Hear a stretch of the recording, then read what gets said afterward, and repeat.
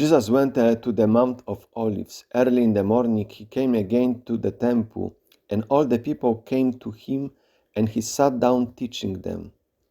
The scribes and the Pharisees brought a woman who had been caught in adultery, and making her stand in the middle, they said to him, "Teacher, this woman was caught in the very act of committing adultery.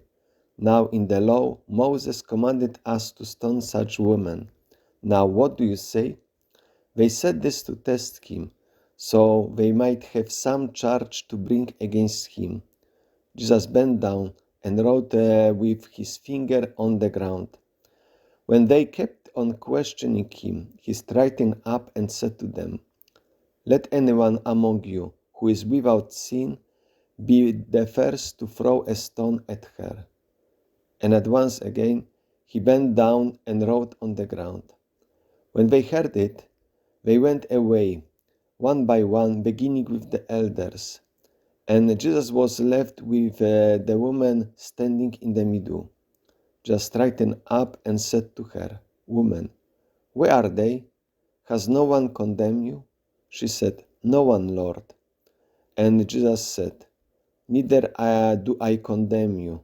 Go your way, and from now on sin no more." Good morning. Welcome to a Gospel reading from the Gospel according to John chapter 8, verses 1 up to 11. It is the Gospel reading for the fifth Sunday of Lent. This beautiful story is self-explanatory.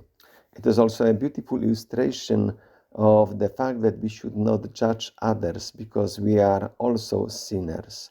And there is an important point that what the Pharisees and the scribes did, they did it with an intent just to have something to accuse Jesus, probably presuming that Jesus would not condemn her, that Jesus would forgive her.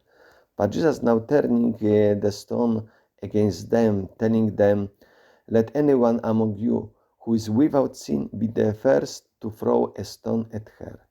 And then we have this expression that beginning with the elders, so it means beginning with those who were the most important among the scribes and the Pharisees, they started to leave the place because, of course, they realized that they were sinners. And the story concludes also with this important statement that Jesus is not condemning her, but also Jesus insists that she should sin no more. So those words we can also address to ourselves. We are forgiven, but we should make an effort in trying not to repeat our sins. However, we know that we are sinners and we fall again.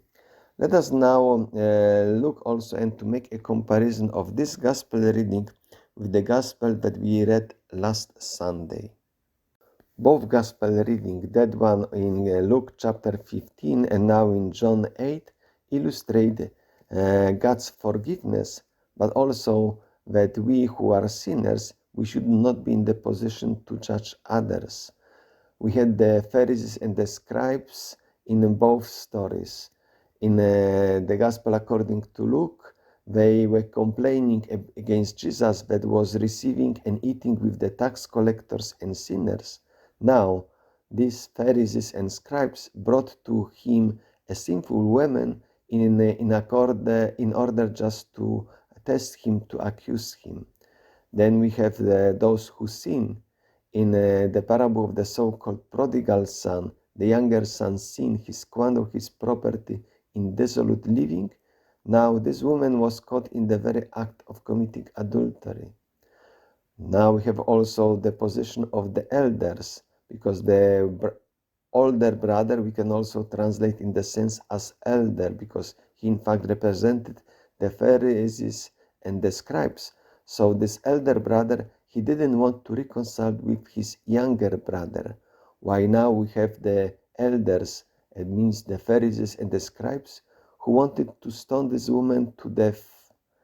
Now we have also divine aspect represented, because the father in the parable of the so-called prodigal son represents God himself, who went out to plead with the elder brother who was not able to recognize his own fault. Now Jesus reminds the Pharisees and the scribes about their own sins, and therefore they did not condemn her. Now the Father, which is God Himself, restores the younger brother to the dignity of being His son, and now Jesus restores her, so Jesus forgives her sins. And at the end, we could also quote the statement from the Gospel according to Matthew, chapter 7, verses 1 up to 2. Do not judge, so that you may not be judged.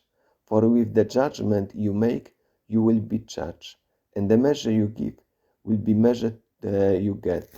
I would like to wish you a nice day and fruitful reflection on this Gospel reading. God bless you.